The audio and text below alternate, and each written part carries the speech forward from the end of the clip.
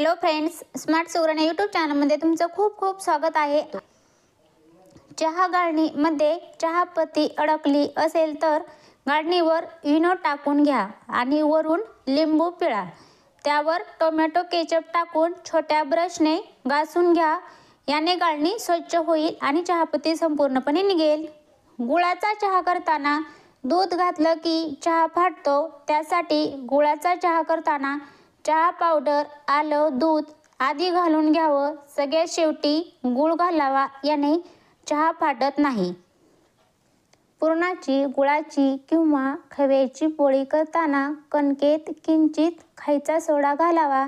पोळ्या हलक्या होतात, तसेच खुसखुशीतही होतात। गुलाबजाम बनवताना पाक नेहमी पातळच करावा, जास्त घट्ट पाक करू नये। पाक पातळ केल्यामुळे गुलाबजाम छान तयार होतात। गुळाचा चहा करताना दूध घातलं की चहा फाटतो, त्यासाठी गुळाचा चहा करताना चहा पावडर, आलं, दूध आधी घालून घ्यावं व सगळ्यात शेवटी गूळ घालावा, याने चहा फाटत नाही। मेथीचे लाडू बनवण्यासाठी मेथीचे पीठ 3-4 दिवस तुपात भिजवून ठेवावी आणि नंतर लाडू बनवावेत। त्यामुळे मेथीचा कडूपणा निघून जातो आणि लाडू चवीलाही छान लागतात। खूप वेळा कपडे धुवूनही पांढरे कपडे पहिल्यासारखे चमकत नसतील तर अशा वेळेला पाण्यामध्ये लिंबू पिळून त्या पाण्याने पांढरे कपडे धुवावीत। यामुळे पांढरे कपडे अगदी नव्यासारखे चमकतील। पोहे भिजवताना नेहमी चाळणीमध्येच भिजवावेत, यामुळे जास्तीचे पाणी निघून जाते आणि पोहे छान मोकळे बनतात। तांब्याची भांडी घासण्यासाठी पितांबरी नसेल तर बेसन, हळद, मीठ आणि दही प्रत्येकी 1 चमचा घ्या आणि अर्धा लिंबू पिळून पेस्ट बनवा। या पेस्टने तांब्याची भांडी घासा, तांब्याची भांडी खूप छान निघतील आणि चमकतील देखील। चपाती भाजल्यानंतर काही वेळाने कडक होतात।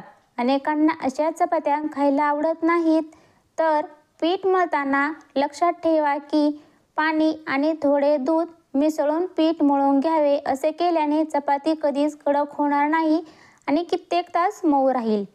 झटपट कुरकुरीत चिप्स बनवण्यासाठी बटाटा सोलून बटाट्याचे पातळ काप करून बर्फाच्या पाण्यात थोडा वेळ ठेवा आणि नंतर तळून घ्या। दहीवडे करताना वडे न तळता आप्पे पात्रात केले तर तेल कमी लागते, तसेच पदार्थाच्या चवीतही फार फरक पडत नाही। तुरीची डाळ शिजवताना त्यामध्ये थोडे तेल व लसणाची 1 पाकळी टाकावी, त्यामुळे ॲसिडिटीचा त्रास कमी होतो। तसेच कोकम असेल तर 1 किंवा 2 कोकम टाकले तर पित्ताचा त्रासही होत नाही। लवंग निवडून घेतल्यावर त्यातील बारीक लवंग व काड्या न फेकता वाळवून चहाच्या मसाल्यामध्ये वाटाव्यात।